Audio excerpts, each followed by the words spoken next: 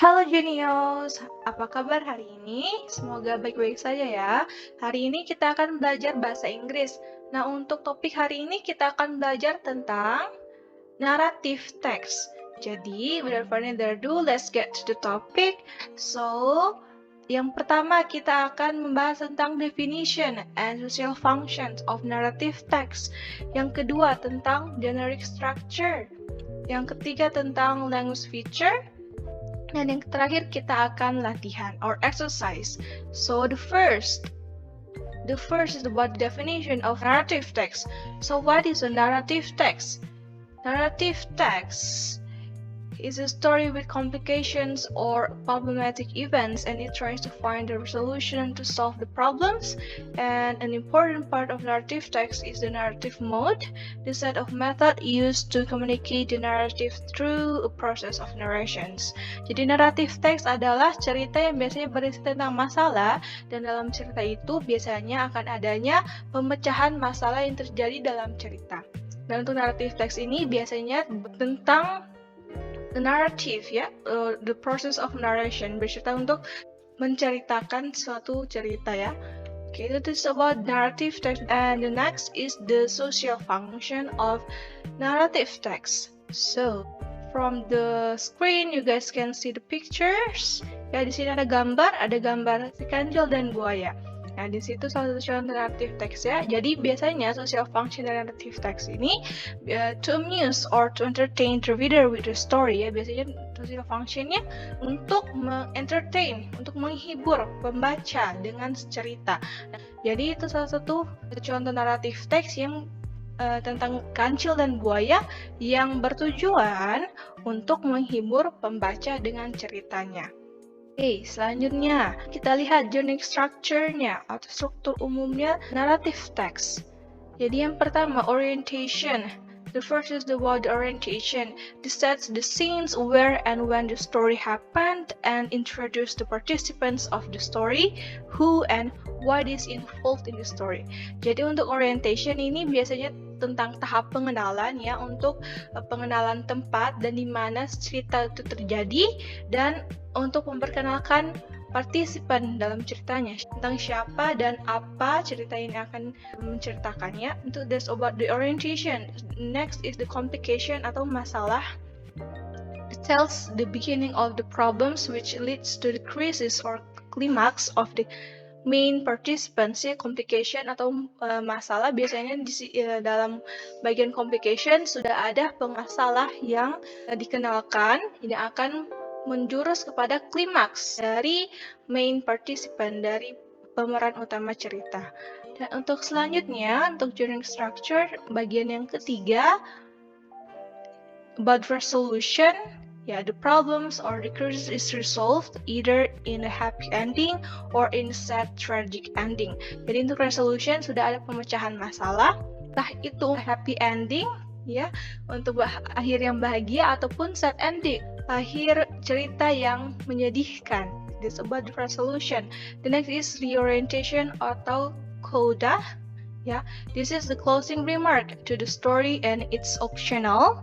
It consists of a moral lesson or advice or teaching from the writer. Yeah, that's what I said. Untuk bagian ini, bagian optional, bisa terdapat dalam cerita ataupun tidak terdapat dalam cerita.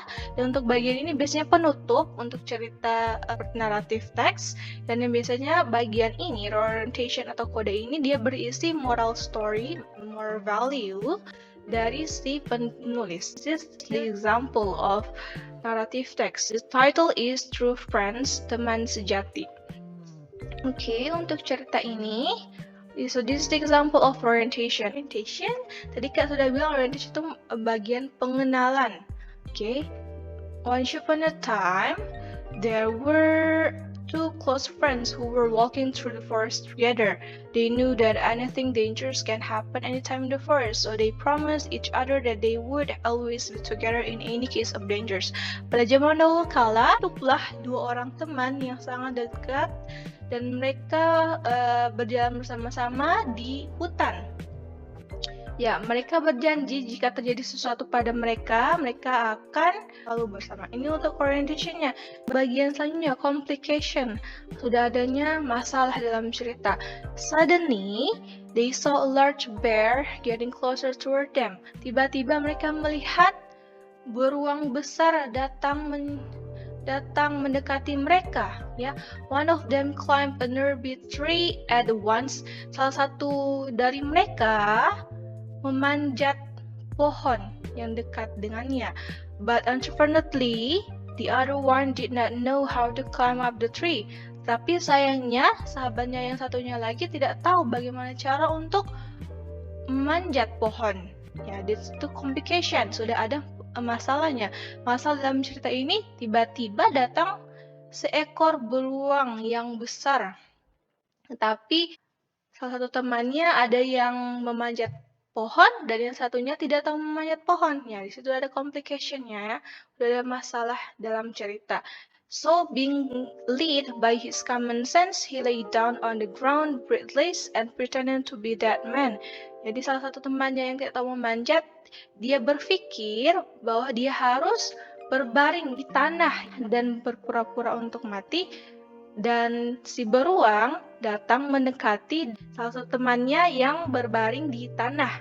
Oke, coba kita lanjut. Yang selanjutnya untuk this is for the resolution atau pemecahan masalah. It melts in his ears and slowly left the place because the bear do not want to touch the dead creatures. Ya, jadi pemecahan masalahnya di sini si beruangnya berbisik kepada temannya yang sedang berbaring di tanah dan tiba-tiba pergi karena si beruang tidak mau menyentuh the dead creatures, orang yang sudah mati.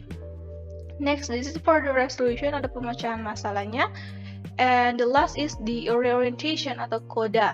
After that, the friend on the tree came down and asked his friend still was on the ground, "Friend, what did the bear whisper into your ears?"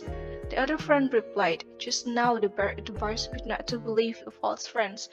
Jadi setelah itu, temannya yang memanjat di pohon turun dan bertanya kepada temannya yang sedang berbaring di tanah, "Teman, apakah yang dibisikkan beruang itu kepadamu?"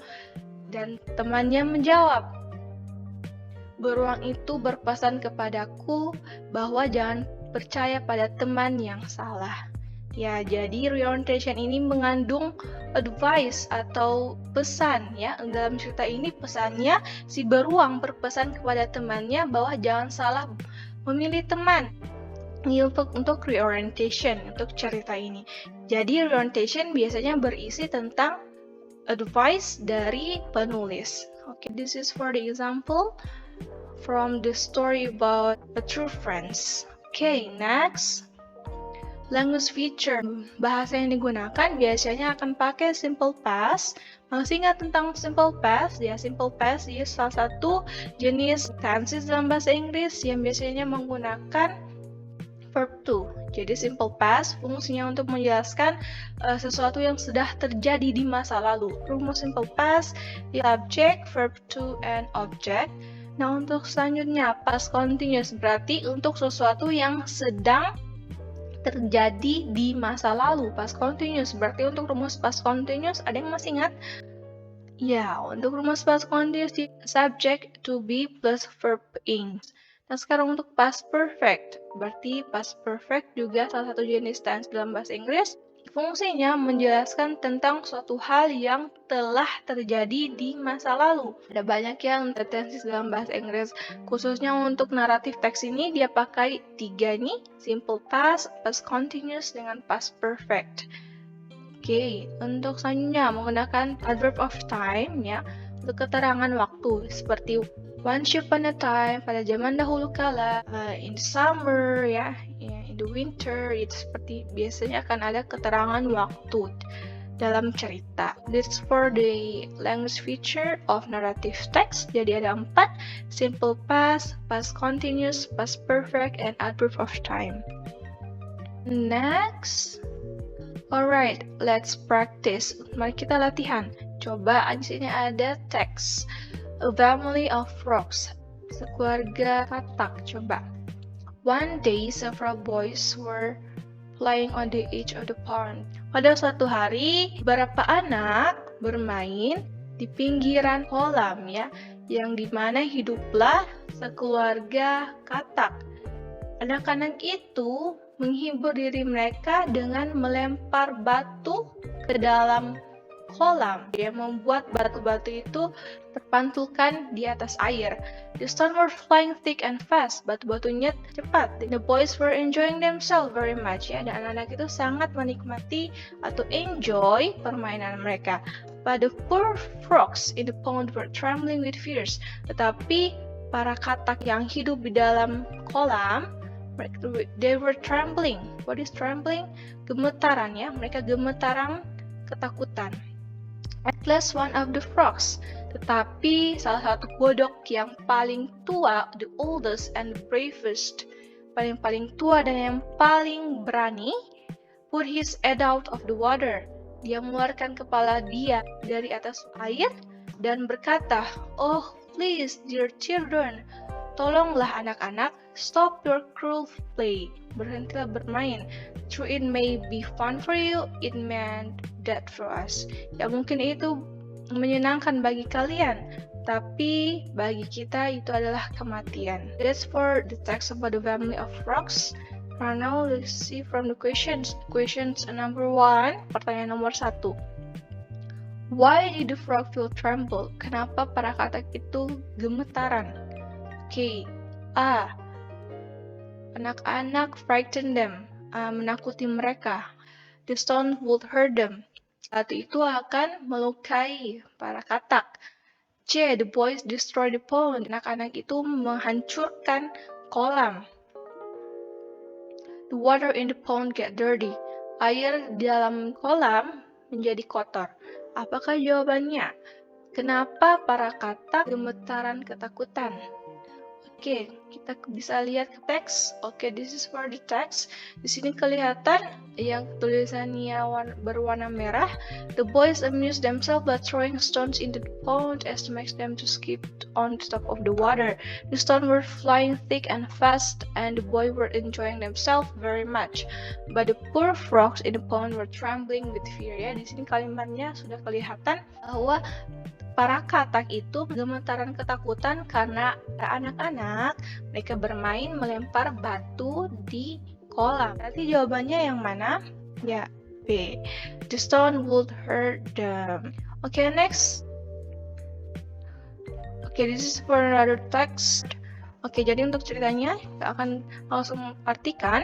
Suatu cerita berasal dari farm, dari peternakan, yang dimana hiduplah dua rooster, dua ayam jantan yang they were fighting, mereka lahir dengan ganas untuk menjadi raja dari peternakan itu. One finally gained advance and the other surrendered. Ya, yang satunya menang dan yang satunya lagi kalah. Ayam jantan yang kalah, dia melarikan diri dan bersembunyi di peternakan. Dan yang menang, flew up to the high fall. Yang menang, terbang dan flap its wings, langsung mengepakkan sayapnya dan proud his victory, merayakan kemenangannya as loud as his could, yes, sebisanya dia. Suddenly, the eagle came sailing through the air. Tiba-tiba datanglah seekor eagle, elang ya, terbang dan langsung menangkap ayam jantan yang menang tadi. With its talons, dengan cakarnya. The losing rooster immediately came out of its corner and looted the farmyard from them. Dan keluarlah si ayam jantan yang kalah dan langsung mengambil alih kemenangannya. Ini untuk teksnya yang bagian nomor 2 dan nomor 3 untuk pertanyaannya. Cuman question number 2 from the text we know that. Yang dalam teks ketahui yang pertama hanya satu ayam jantan yang menang. Yang kedua, the rooster are frightened to flap their wings. Para ayam jantan berkelahi dengan mengepakkan sayap mereka. Yang ketiga, the eagle had to watch them all day. Elang sudah mengawasi mereka sepanjang hari. Yang keempat, peternakan membutuhkan raja yang baru. Oke, untuk pertanyaan nomor 2 ini kita bisa baca dari teksnya. Para ayam mereka tidak berkelahi mengepakkan sayapnya mereka ya. They said they were fiercely, ya. And then from the another option, the king of the farmyard, di situ dikatakan bahwa di peternakan itu mereka tidak membutuhkan raja yang baru, tapi mereka hanya membutuhkan seorang raja. Tidak dibilang bahwa farmnya membutuhkan raja yang baru, hanya membutuhkan seorang raja, ya. Untuk yang bagian lainnya, the eagle came sailing through the area, disebutkan bahwa si elangnya datang tiba-tiba, bukan elangnya sudah menguasai mereka sepanjang hari. Berarti untuk jawabannya, coba kita lihat untuk jawabannya, kita kembali ke questionnya. Oke, berarti yang bagian D salah, bagian C salah, bagian B salah, berarti jawabannya adalah bagian A, ya. Oke, next, nomor 3. What is the main idea of paragraph 3? Apa main idea-nya untuk paragraf 3? An eagle watching the rooster from a distance, ya. Seekor elang mengawasi mereka dari jauh. The losing rooster came out from its hiding place, ya. Ayam jantan yang kalah keluar dari tempat persembunyiannya. Yang C, the eagle took the winning rooster and its prey. Elang mengambil winning rooster, ayam jantan yang menang, dengan cakannya. Yang keempat, the winning rooster celebrates winning proudly. Ya, the winning rooster, ayam jantan yang menang, merayakan kemenangannya dengan kebanggaannya. Coba kita lihat paragraf 3, ya, berarti yang berwarna merah nih. Suddenly the eagle came through the air and carried it off with its talons.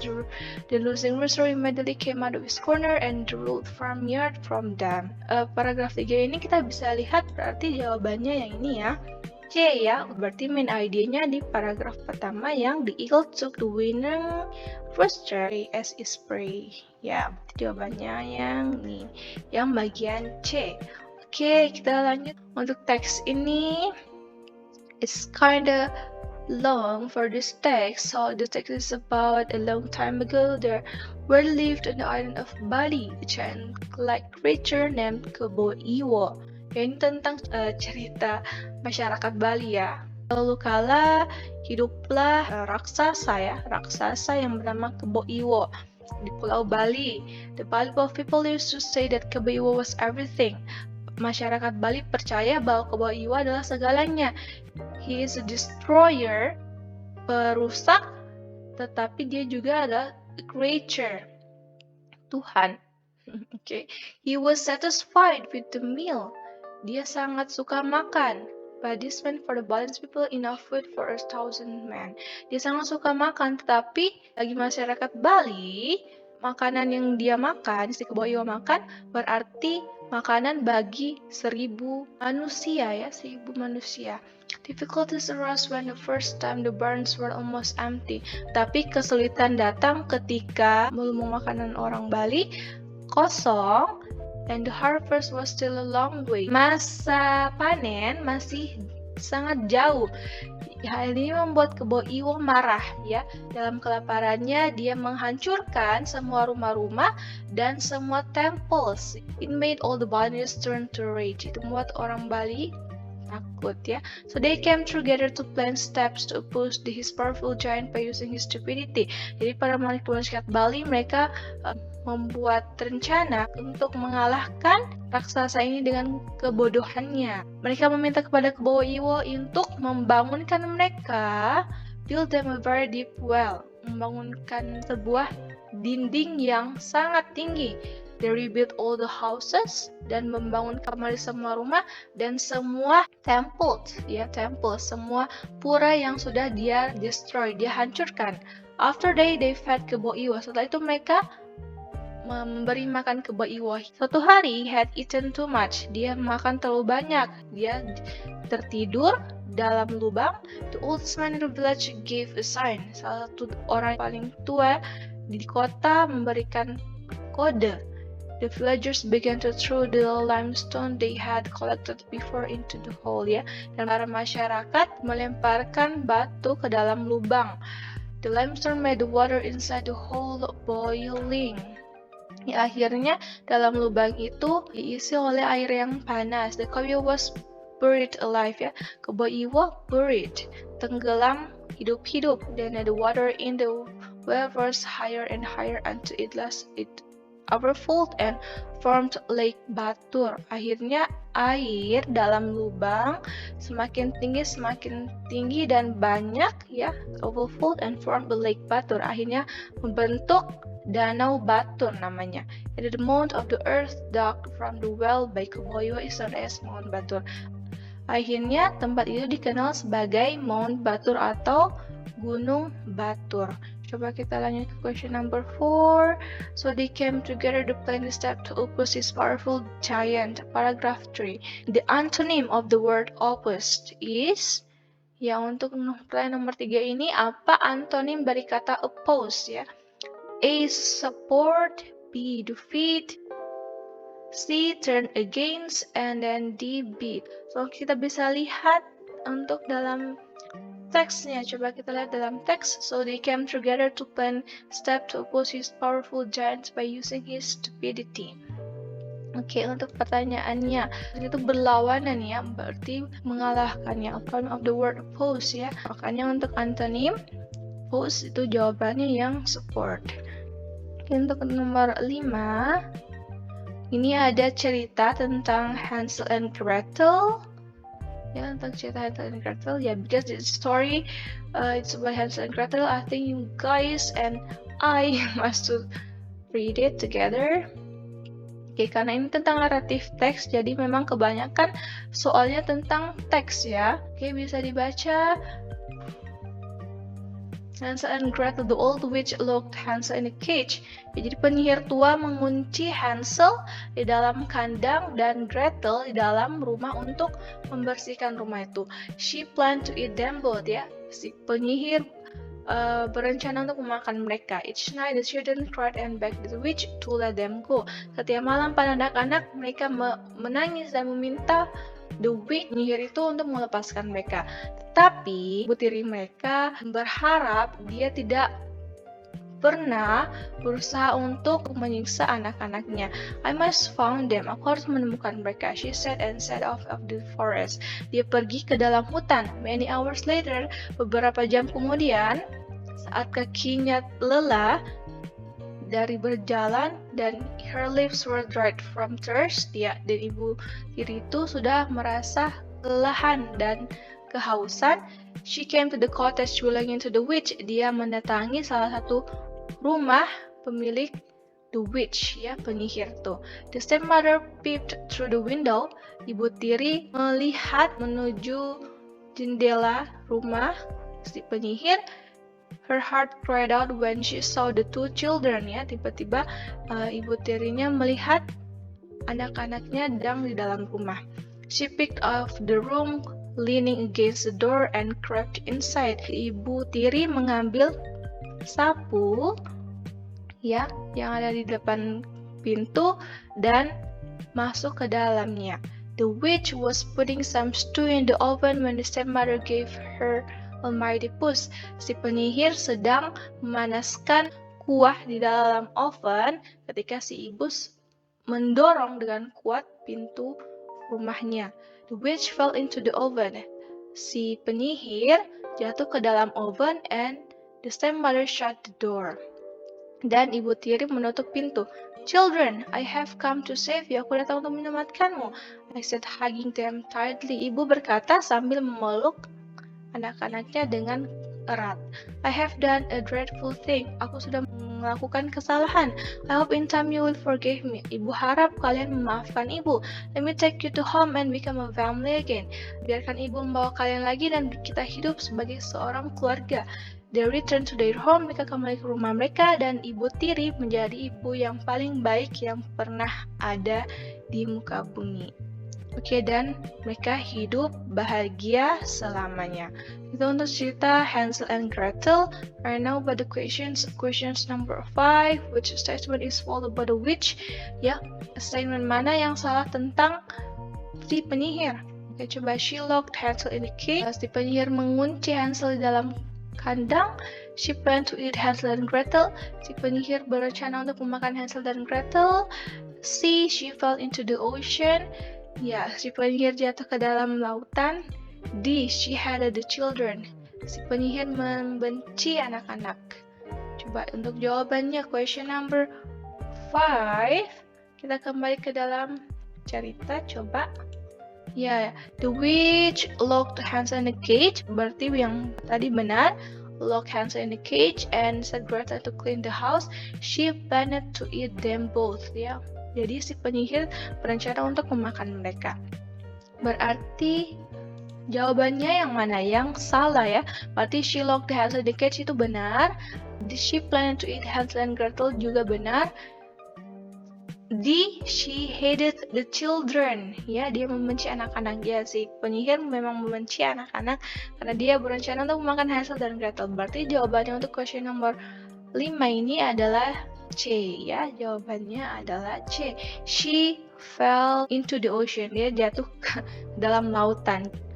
Okay, so that's all for our meeting today about narrative text. I hope you guys enjoy our meeting today. If you guys have any questions related with narrative text, comment in the comment section below. Thanks for watching. Don't forget to like, comment, and subscribe.